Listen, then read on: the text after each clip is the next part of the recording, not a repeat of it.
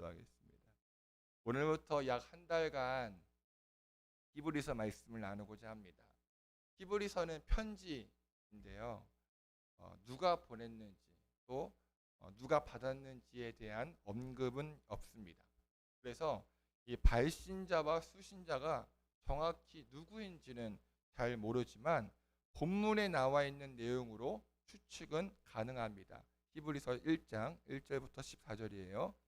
먼저 말씀을 읽을 때 히브리서 말씀을 읽을 때에 이 말씀의 어투가 명령하고 권면하는 어투입니다. 그래서 이 발신자는 아마 교회 지도자 그룹에 속하는 사람들일 거야 라고 추측을 할 수 있고, 1장 1절을 보시면 과거의 이스라엘 백성을 우리 조상들이라고 표현한 것으로 보아 또 구약 성경을 잘 아는 것으로 보아서 발신자는 유대 그리스도인이다 라고 추측을 하고 있습니다.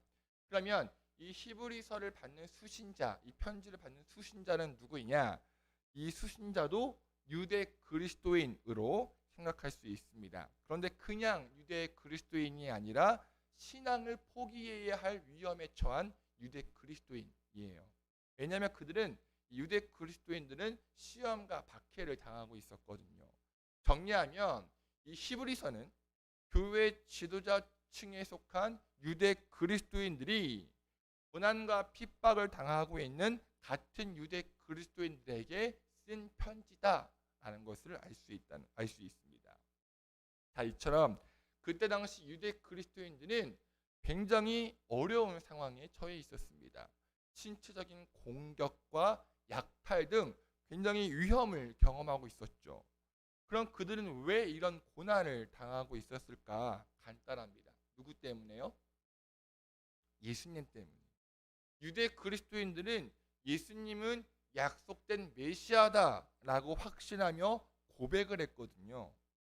중요한 것은 이런 고백을 하는 유대 그리스도인들을 누가 공격하느냐? 누가 공격했을까요? 같은 유대인들이요. 같은 유대인들이 공격했습니다.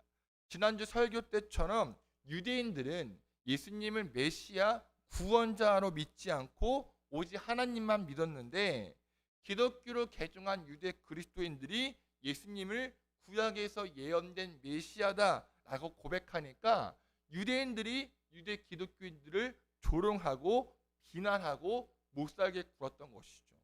다시 말해 같은 민족에게 어려움을 당하고 있던 것입니다. 여러분, 우리가 나와 관계없는 외부인이 비난하고 고통받는 것보다 더 견디기 힘든 것은 가족의 비난입니다. 가족의 비난이에요. 같은 지붕 안에 사는 가족이 내가 믿는 예수님을 비난하면 정말 힘들어요. 말할 수 없는 고통입니다. 근데 문제는 뭐냐? 이런 상황에서 많은 사람들이, 많은 유대 기독교인들이 그 어려움을 기쁘게 받아들인 반면 적지 않은 사람들이 믿음의 걸음을 멈추었고 예수님을 떠났다는 것입니다. 배교자가 된 것이죠. 또 어떤 이들은 흔들리고 헷갈려서 타협하는, 정말 끝까지 믿을 것이냐 포기할 것이냐 이렇게 타협하는 위기에 직면했고요. 바로 이러한 문제를 해결하기 위해서 히브리서 기자는 예수님이 하나님의 아들 메시아임을 다시 한번 강조하며 가르쳤고, 심한 박해와 시험 중에도 진리이신 예수님을 더욱 확신하며 인내할 것을 권면하죠. 그래서 히브리서 전체 주제는 두 글자 인내입니다. 인내예요. 히브리서 전체 주제는 원하는 것은 7월 한 달 예수님이 어떤 분이신지를 다시 한번 깨닫고 어떤 어려움과 고난 중에도 진리이신 예수님을 굳게 믿어 더욱 승리하는 저와 여러분 되시기를 간절히 축원합니다.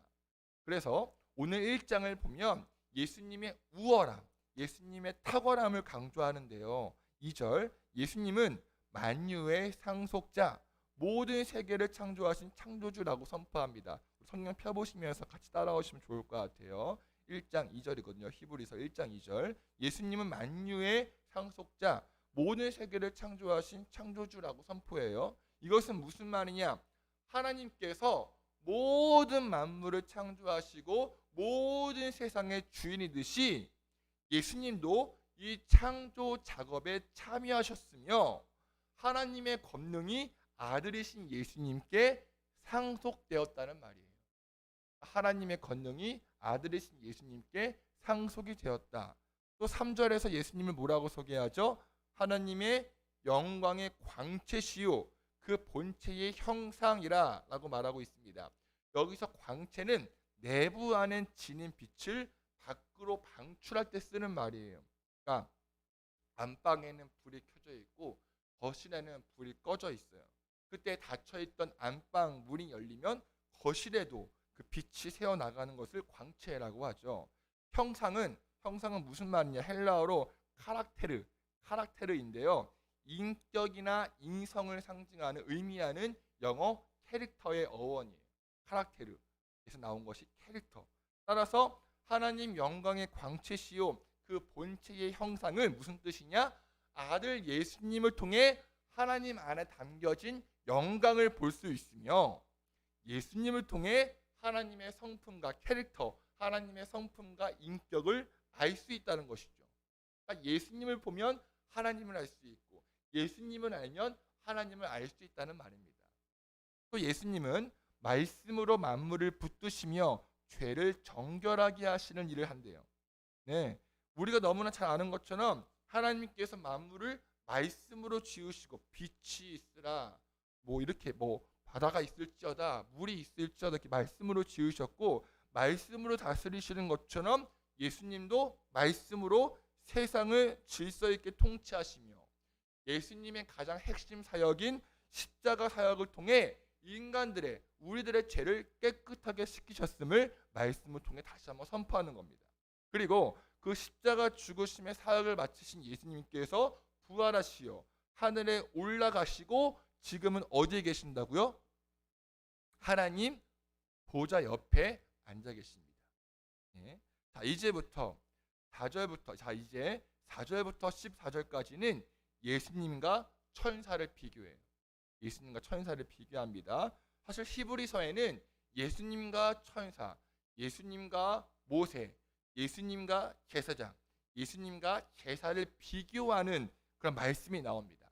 이렇게 비교하면서 예수님은 천사와 모세와 레위 제사장과 그 제사보다 훨씬 더 우월하다는 것을 밝히고 있는 것이죠. 이를 미루어볼 때 우리가 알 수 있는 것은 뭐냐?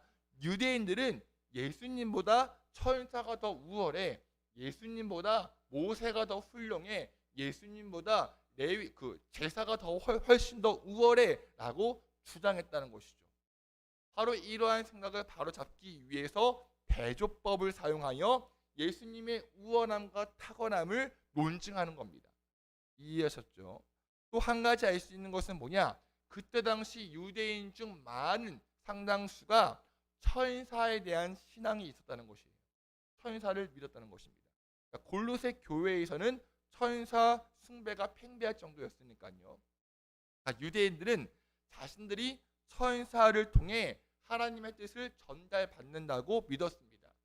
구약에 천사들이 많이 등장하고 그들의 활약이 있었으니까요. 그래서 그들은 천사를 우상으로 숭배하죠. 여러분들 주변에 세례명 받으신 분들 천사 가브리엘 이런 거 있으시잖아요. 그런 거예요.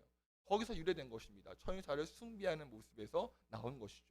바로 이러한 사상을 가진 사람에게 히브리서 기자가 뭐라고 말하느냐? 5절 하나님께서 잘 보세요. 하나님께서 천사들 중 누구에게 너는 내 아들이라 오늘 내가 너를 낳았다라고 말씀하신 적이 있냐? 또 나는 그의 아버지가 되고 그는 내게 아들이 되었다고 말씀하신 적이 있냐라고 말해요. 무슨 말이에요? 천사에게 그런 말씀을 하신 적이 있다 없다? 없다는 거죠. 예? 도리어 6절 하나님께서 예수님을 세상에 보내실 때에 하나님의 천사들은 모두 그에게 경배하라고 말씀하셨답니다. 이 말씀은 구약의 율법 신명기 32장 43절에 나와요. 또 7절 보세요. 천사는 그저 하나님을 섬기는 하나님 명령을 수행하는 존재이지만 8절 아들이신 예수님께서는 정의롭게 통치하는 영원한 왕이라고 말씀하세요. 이 말씀은 구약의 시편 45편 6절에 나오고요.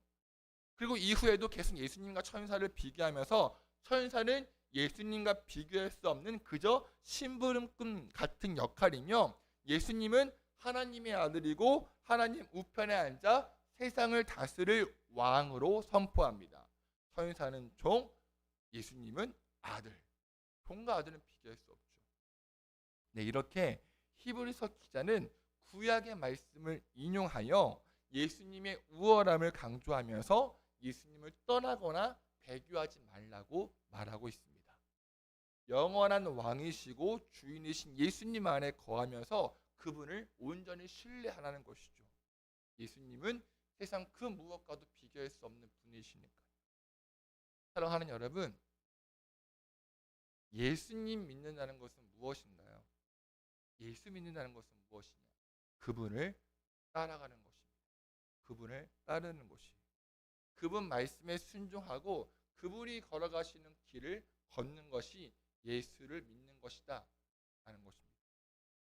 이런 사람을 두 글자로 뭐라고 하죠? 제자. 제자. 여러분, 제자는 예수님만 신뢰합니다. 예수님과 다른 것을 비교하지 않아요.